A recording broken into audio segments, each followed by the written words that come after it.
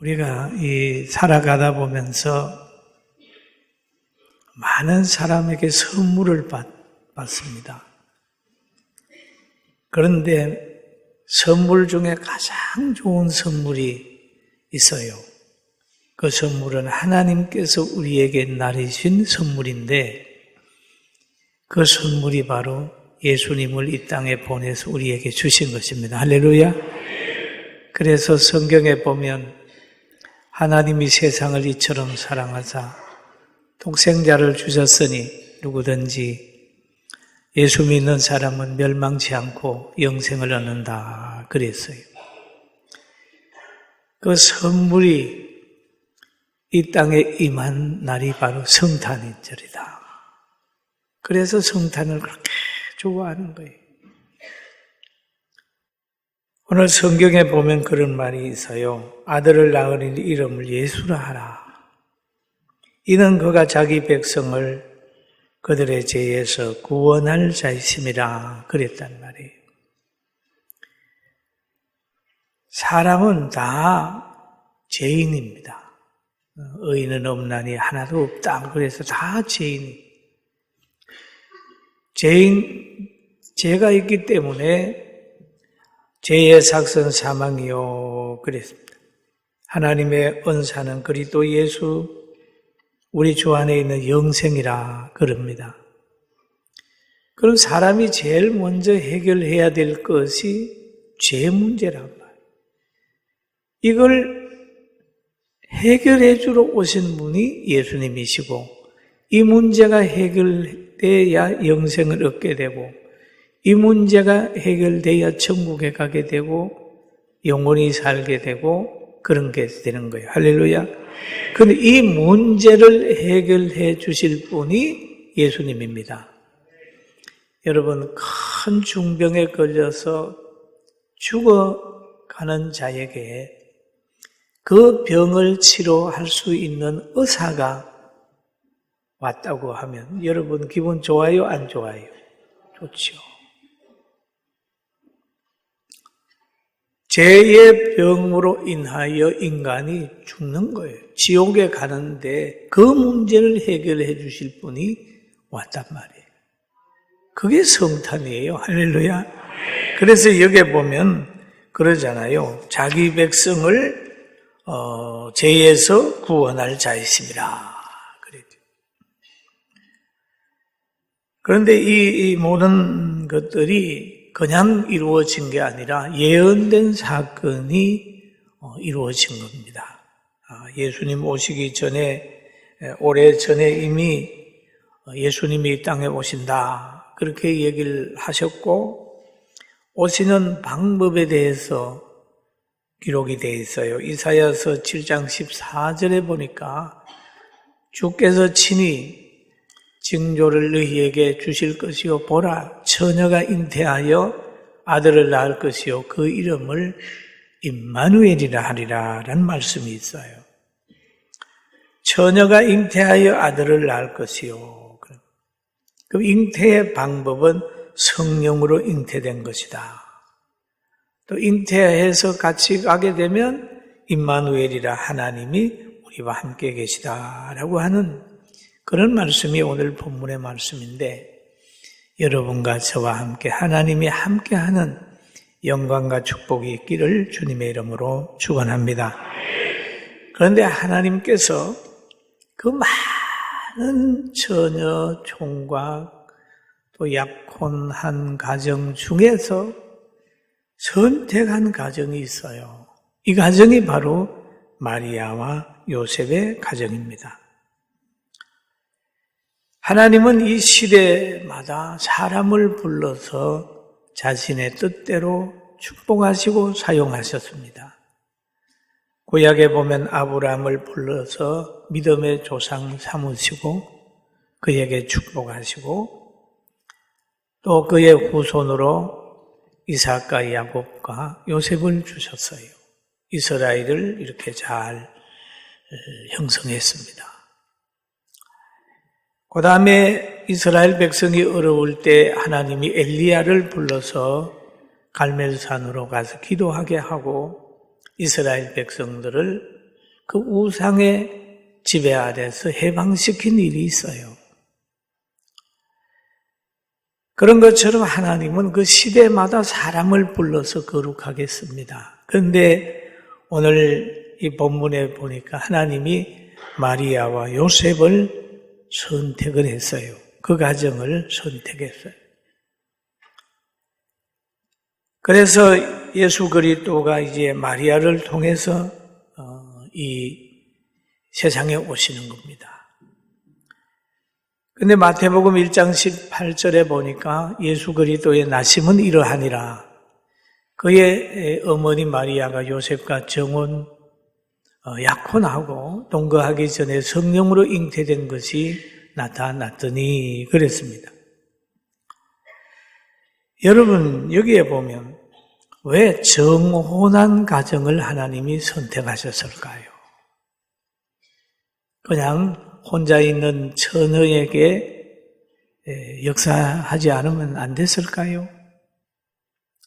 정혼한 가정을 선택해서 성령으로 잉태시킨 것은 불신자의 눈에나 모든 사람 눈에 예수 그리스도가 이 땅에 오시는 걸 숨긴 것입니다.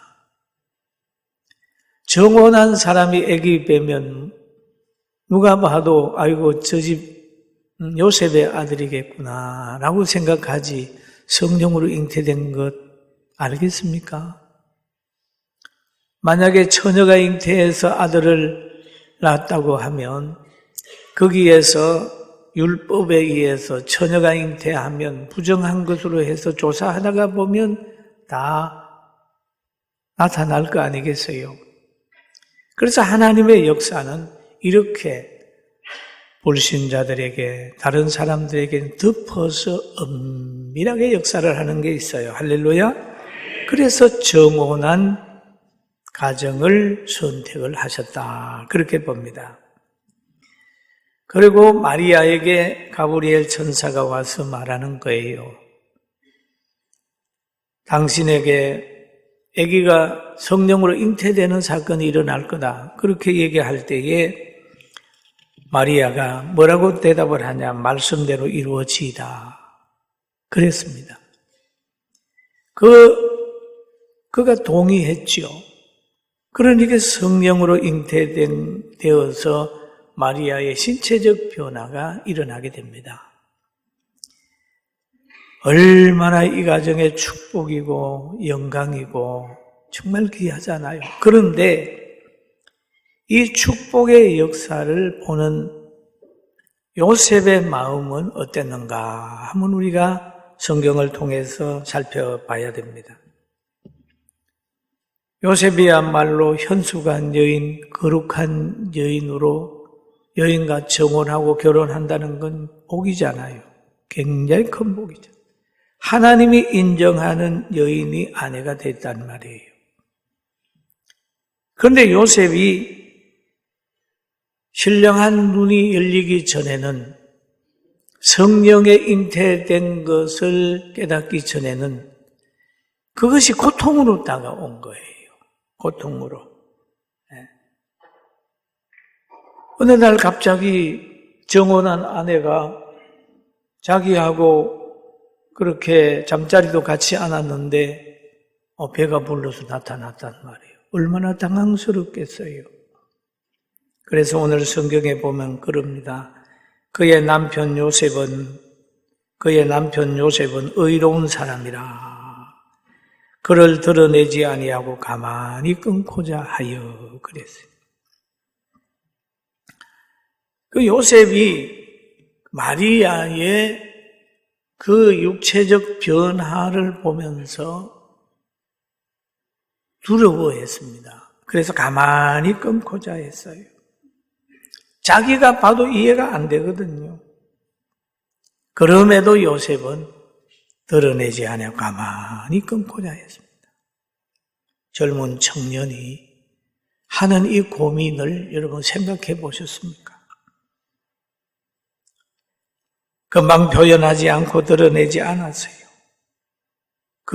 자기가 보기에는 그 여인의 약점인 것처럼 보여졌지만은 그는 조급하게 드러내지 않고 기다렸어요. 의로운 사람의 이 모습이죠. 그러나 의롭지 않은 사람 같으면 보는 대로 말하고 금방 화를 내고 분노하고 선동당하게 되고 사건을 밝히려고 펄펄 뛰었을 거 아니에요. 그냥 가만히 끊고자 해요. 그럴 때에 하나님은 어떻게 역사를 했을까요? 요셉이 꿈에 그 얘기를 하니까 요셉이 그 말씀을 금방 믿었습니다. 믿었어요. 현몽을 하니까 그 현몽한 걸 요셉이 믿었다. 그런 말이 성경에 있어요.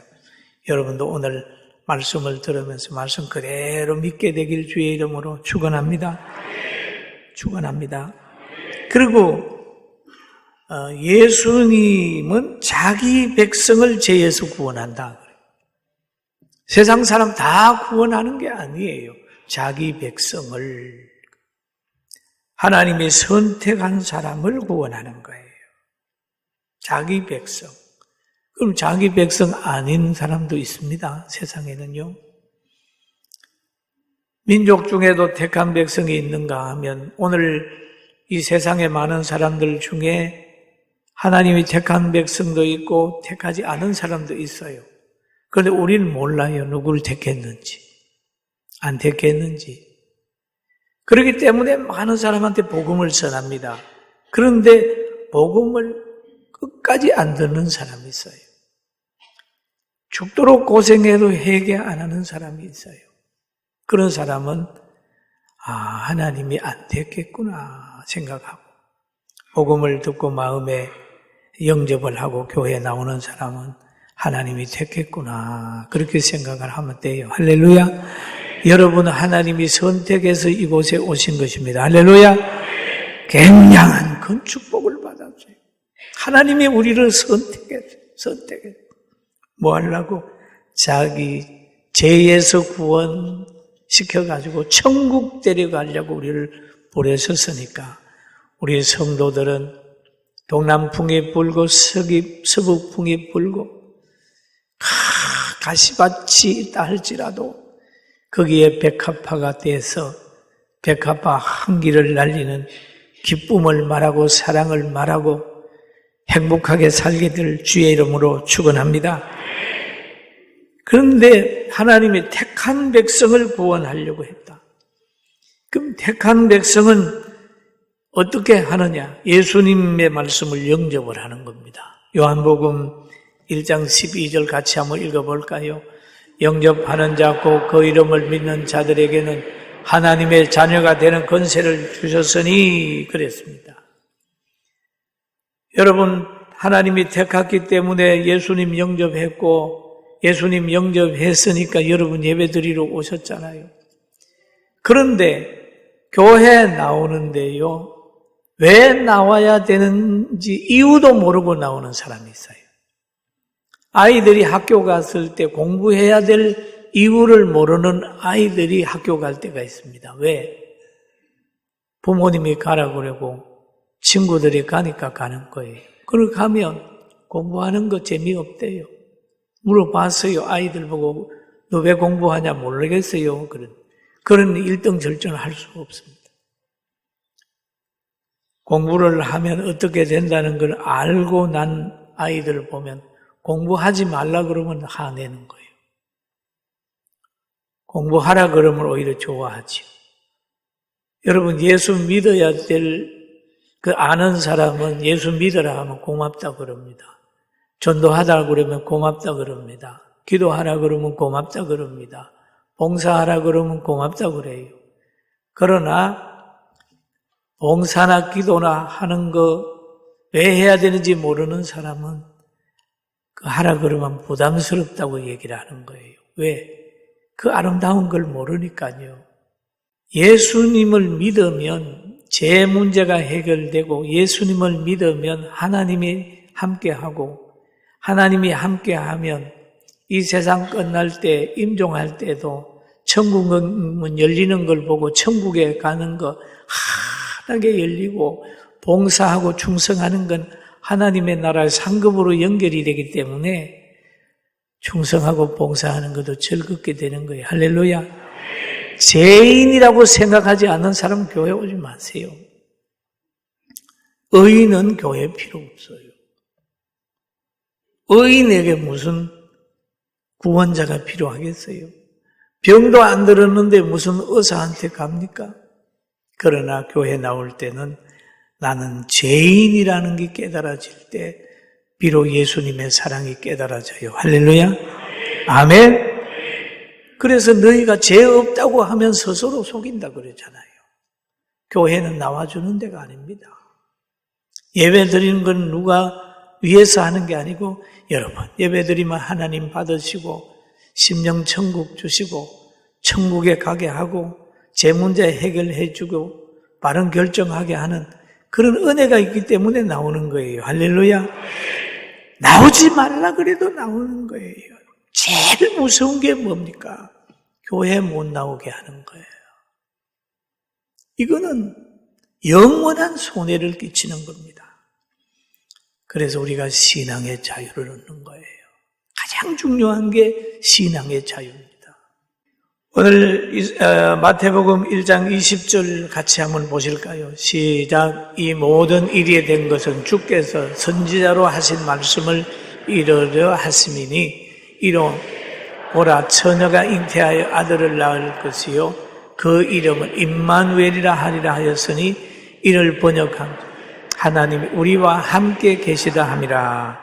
아멘. 그렇죠. 아멘. 하나님이 함께한다. 요셉이 에게 현몽하게 되니까 바로 요셉이 잠을 깨가지고 일어나서 주의 사자의 분부대로 아내를 데려왔다. 이게 믿음이에요. 분부대로 데려왔다. 현몽하기 전에는 요셉은 고통 속에 헤맸지만은 현몽하는 걸 듣고 난 후에는 마리아를 기쁨으로 데려왔어요. 여러분, 하나님의 진리를 깨달으면요, 환난과 고통이 오면 기뻐요. 아, 하나님이 나를 연단하는구나 생각하면 기쁨이 오는데 그렇지 않으면 왜 이 고통이 나에게 오나 이렇게 원망하고 불평하는 거예요. 하나님이 주는 그는 죽으라고 주는 게 아니고 여러분은 훈련하고 강하고 기도하고 잘되라고 주는 줄로 믿게 되길 주의 이름으로 축원합니다. 요셉이 이게 순종했어요. 그러니까 요셉이 아내를 데려와서 마태복음 1장 25절 같이 한번 읽어봅니다. 아들을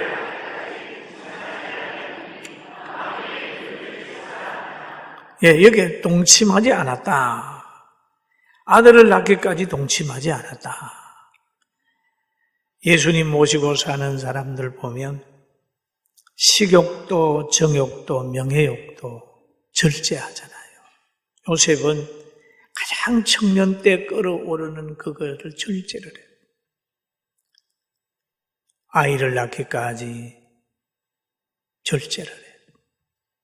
여러분, 우리 신앙생활 하다 보면 절제해야 될 게 있잖아요. 말 절제해야 되고 먹는 거 절제해야 되고 분노도 절제해야 되잖아요. 요셉은 그렇게 했습니다. 그리고 이 성령의 역사를 따라서 이제 요셉도 사는 거죠. 그러면 우리가 이 식욕이나 정욕이나 명예욕을 절제하려면 어떻게 될까요? 힘듭니다. 그러나 성령의 역사가 일어나면 가능해요. 할렐루야. 성령의 역사. 그러나 우리가 성령의 역사가 없으면 불평이 많이 생깁니다. 성경에 보면 달란트 비유 속에 5달란트가 있고 2달란트 받은 사람도 있는데 5달란트 받은 사람은 장사해서 5달란트 남기면서 주인에게 갖다 주는 거예요. 주인이 주셔서 내가 장사 잘해서 드립니다. 가져왔습니다. 또 2달란트도 마찬가지예요. 그런데 1달란트 받은 사람은 딱 묻어놨다가 하나 가져오는 겁니다. 문제는 어디에서 찾는가요? 주인에게서 찾습니다. 당신은 굳은 사람이라서 심지 않는 데서 거두고 불평하면서 갖다 주는. 여러분, 사람은요, 불평하는 사람의 특징 보세요. 다른 사람을 행복하게 하지 않습니다. 자기도 행복하지 않아요. 입만 열면 하나님 원망하고, 입만 열면 가족 원망하고, 입만 열면 나라 원망하는 거. 그렇게 되는 거예요. 사랑하는 성도 여러분, 우리가 성탄을 앞두고 이 땅에 오신 예수님을 생각하면서 기쁨으로 맞는 마음가짐 가지길 주의 이름으로 축원합니다. 저는 성탄절이 되면요, 고민을 합니다. 여러분도 하시겠습니다만 우리는 지금 40년 동안에 새벽송을 돌았잖아요. 새벽송. 원래도 새벽송을 돈다 그랬더니 어느 목사님이 지금도 도냐? 옛날에는 그런데 아파트에는 어떻게 새벽송 도냐? 우리 다 돕니다. 이웃 사람 뭐라 그러지 않냐? 그런 거 별로 없습니다. 그랬더니 옛날에는 하는 거지 뭐 지금은 하는 게 아니라고 얘기를 합니다. 그런데 제가 늘 기도하면서 그럽니다. 하나님, 춥기도 하고 어떤 데는 눈 오고 막 멀리도 가야 되는데 어떻게 할까요? 기도하다 보면 예수 그리스도의 탄생을 동방박사들은 멀리에서 찾아오고 천사들도 조화에 높게 찬양하는데 천군과 천사가 찬양하고 목자들도 그러는데 가정 가서 기쁘다 구주오셨네 알리는 것이 뭘 그리 부담스럽나 하는 생각이 들어서 원래도 새벽송 합니다. 할렐루야. 아멘. 새벽송 합니다. 기쁘다 구주 오셨네. 동네에 그 한 소리. 오늘이 성탄절이구나. 얼마나 멋있어요. 이 아름다운 것들이 짐스럽게 느껴지는 것은 주님에 대한 사랑이 부족하기 때문에 그렇다는 것을 늘 깨닫게 되죠. 사랑하는 성도 여러분, 우리는 예수님께서 선택해 준 백성님을 알고 이제는 사랑할 수 없는 사람도 사랑하고 힘든 것도 하나님 바라보면서 잘 지켜내고 우리 대한민국 보세요. 힘들고 어려우니까 기독교가 없어지는 것 같지만 할렐루야 예배 드리잖아요. 여러분들도 직장에서 어떤 곳에 가든지 예배 드리는 거 부끄러워하지 말고 기도하는 거 부끄러워하지 말고 생명운동 잘하고 승리하는 여러분 우리 모두가 됩시다. 할렐루야. 하나님이 우리와 함께한다. 하나님이 함께. 우리의 제 문제 해결해 주시기 위해서 이 땅에 오신 예수님 생각하면서 오늘도 행복한 하루 되기를 한 주간 되고 한 해가 되고 새해를 믿음으로 맞기를 주의 이름으로 축원합니다.